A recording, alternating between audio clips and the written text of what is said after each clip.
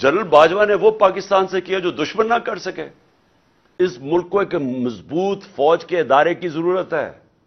मैं एक आजाद आदमी हूं, एक आजाद मुल्क में रहना चाहता हूं। मैं किसी सूरत ये नहीं चाहता कि हमारी फौज कमजोर हो और हमारी आजादी चली जाए। इसलिए ये पाकिस्तान के इंटरेस्ट में है कि हमारा फौज का अदारा मजबूत हो। मजबूत वो तब होगा जब वो न्यूट्रल हो, वो मुदाखलत ना करे। जो जनरल बाजवा के दौर के अंदर जिस तरह के बेदर्दी से उन्होंने हमारी पॉलिटिक्स के अंदर जिस तरह उन्होंने किया, मैं आपको कहता हूं कि मैंने अपनी जिंदगी में जिस तरह की खुली दुश्मनी हमारे साथ की गई उन 7 महीनों के अंदर मैंने कभी यह नहीं देखा। जिस तरह जो हमारी हिमायत करता था, मीडिया करता था, उसके खिलाफ एक्शन, हमारे लोगों के ऊपर धमकियां अलहदा, गुमनाम नंबर से टेलीफोन आ रहे हैं और धमकियां दिए जा रहे हैं कि इमरान खान को अलहदा छोड़ो। मेरे खिलाफ स्टेटमेंट्स लेने की कोशिश की, लोगों को कहा कि इमरान खान के खिलाफ स्टेटमेंट दो। ये जो सारा तोशा खाना केस है, इसके पीछे कौन था? कौन इनको पकड़ पकड़ के ये लोगों से स्टेटमेंट्स दिलवा रहा था? और उसके अलावा जो अरशद शरीफ से हुआ, जो आजम स्वाति से हुआ और हो रहा है, जो शहबाज गिल से हुआ, जो जमील फारूकी से हुआ, सिर्फ इसलिए कि वो हमारे हक में स्टेटमेंट्स दे रहा था, जो टीवी चैनल से किया गया। कभी मैंने आपको बताया कि मैंने जनरल मुशर्रफ के मार्शल लॉ की मैं सख्त खिलाफ था और उन्होंने मैंने जेल गया उनके दौर में। मैंने कभी इस तरह की सख्ती, इस तरह की ह्यूमन राइट्स की वायलेशन उस दौर में नहीं देखी थी जो मैंने इस जनरल बाजवा के इस दौर में देखी। और मुझे अफसोस से कहना पड़ता है कि जिस तरह की उन्होंने हमारे साथ सख्तियां की, एक वो पार्टी जो कि पाकिस्तान की फेडरल पार्टी है, सबसे बड़ी पार्टी है पाकिस्तान की इस वक्त, मैं ये आर्ग्यू कि पाकिस्तान की तारीख में सबसे बड़ी फेडरल पार्टी है। जुल्फ़िकार अली भुट्टो की पीपल्स पार्टी भी इस तरह सारे पाकिस्तान में नहीं थी जो आज तहरीक इंसाफ है। एक नेशनल लेवल की पार्टी है। हमें कमजोर करने की कोशिश की। और तो छोड़े जो कि जिस तरह उन्होंने आजम स्वाति से किया है, मुझे तो हैरत होती है कि कैसे किसी एक सेनेटर, एक वो शहरी जो बाहर कमाई करके पाकिस्तान अपना पैसा लेके आता है, कैसे उसे सिर्फ एक ट्वीट के ऊपर, क्या ट्वीट ये उसने की कि जनरल मुशर्रफ ने एनआरओ 2 दिया? सारा पाकिस्तान जानता है कि जनरल मुशर्रफ ने एनआरओ 2, जनरल बाजवा ने एनआरओ 2 दिया, मुशर्रफ ने एनआरओ 1 दिया, सबको पता है।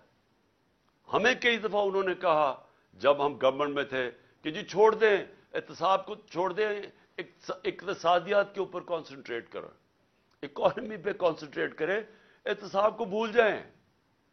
हमें फैटफ के अंदर इनकी तरफ से आई रिक्वेस्ट कि जनाब फैटफ में इनको एनआरओ 2 दे दो, ये ऑपोजिशन को।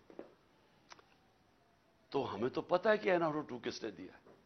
तो अगर आजम स्वाति ने ये एक ट्वीट कर ही दी, ये इसकी इतनी बड़ी सजा थी कि उसको पहले पोतों और पोतियों के सामने घर में 3 बजे घुस के मारा गया, फिर उसको नंगा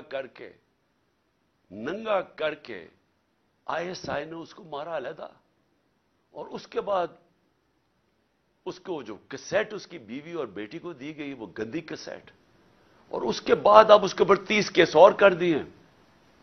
उस उम्र में आदमी को कभी कोयटा जा रहा है और कभी सिंध जा रहा है, और मैं आज कोयटा और सिंध के हाई कोर्ट्स को सलाम पेश करता हूं कि जिस तरह उन्होंने स्टैंड लिया इसके ऊपर।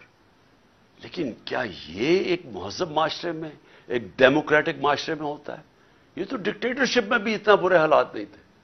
और उसके बाद शहबाज गिल, उसके ऊपर 8 केस और कर दिए। मैं एक्स प्राइम मिनिस्टर पाकिस्तान का, मुझे पता है किसने गोलियां, किसने मेरे ऊपर कातलाना हमला किया, मुझे पता है वो कौन है। मैं अपनी एफआईआर नहीं कटवा सका, तो और कौन कटवाएगा पाकिस्तान में? और कौन आज मुझे बताए कमजोर आदमी, अगर एक्स प्राइम मिनिस्टर, सबसे बड़ी पार्टी का हेड, अगर वो नहीं कर सकता तो बाकी कौन कर सकता है? تو یہ ہیومن رائٹس کا حال ہے آج. ہم بات کرتے ہیں کہ جی مقبوضہ کشمیر میں بہت بڑے برے حالات ہیں، تو یہاں کیا ہیں؟ یہاں کون سے ہیومن رائٹس رہ گئے ہمارے؟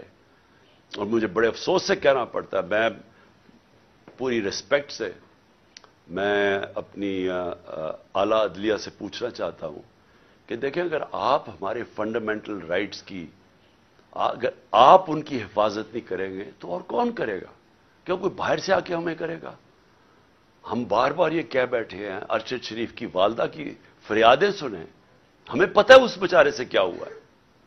اگر وہ نہیں اپنی ایف آئی آر کٹوا سکتی، ایکس پرائم منسٹر نہیں کٹوا سکتا. اور میں یہ بھی سوال پوچھنا چاہتا ہوں کہ کیا جنرل مشرف کو جب ہم تنقید کرتے تھے، اور ہم کھل کے جنرل مشرف کی تنقید کرتے تھے، تو کیا ہم فوج کی تنقید کر رہے تھے؟ سب کو پتا تھا کہ جنرل مشرف کی ہم تنقید کر رہے ہیں، ہم فوج کی نہیں. یہ قوم فوج کو پیار کرتی ہے، کیونکہ قوم کو پتہ ہے کہ ہمیں وہ آزاد رکھنے والی ہماری فوج ہے. تو آج اگر میں جنرل باجوہ کی جو بھی تنقید کرتا ہے، جنرل باجوہ نے وہ پاکستان سے کیا جو دشمن نہ کر سکے. 7 مہینے کے اندر وہ اکانومی جو اپنی 70 کہ اب پاکستان جائے گا کدھر؟ لوگوں ہمیں تو یہی نہیں سمجھ آ رہی کہ اب اس میں سے نکالے گا کیسے کوئی. ہمیں تو یہی نہیں سمجھ آ رہی کہ یہ جو چور اوپر ہمارے اوپر مسلط کر دیے گئے ہیں، سوائے اپنی چوری بچانے کے لیے پتہ تو بتائیں کہ انہوں نے اس اکانومی کو ٹھیک کیسے کرنا ہے. اور اب یہ 30 سال دونوں اقتدار میں رہ چکے ہیں، کب انہوں نے اکانومی کو ٹھیک کیا تھا؟ یہ تو جب سے آئے ہیں پیسہ بنانے کے چکر میں ہیں، اور ان کے پیسے معاف ہو رہے ہیں اور ملک بھی نیچے چلا گیا ہے. کون ذمہ دار ہے اس کا؟ تو یہ ہمارا رائٹ ہے، یہ میرا جمہوری رائٹ ہے یہ کہنے کا. اور میں آپ کو پھر سے یہ کہہ دوں کہ میں یہ باتیں اس وجہ سے، یہ قاتلانہ حملہ میرے اوپر ہوا تھا میرا منہ بند کرنے کے لیے. یہ منہ نہیں بند ہونے لگا. یہ جب تک میں زندہ ہوں، میں اس ملک کے لیے کھڑا ہوں گا، اس ملک کی آواز بلند کروں گا. میں کسی صورت اپنی آواز بند نہیں کرنے لگا. اور میں یہ چاہتا ہوں کہ اگر کوئی ادارے کے اندر کالی بھیڑے ہیں تو ادارہ اپنا وقار اونچا کرتا ہے جب ان کے اگینسٹ ایکشن لیتا ہے. یہ نہیں کہ جو بات کرتا ہے ان کے اوپر کارروائی شروع کر دے، جو کہ اعظم سواتی سے خاص طور پہ ہوا ہے.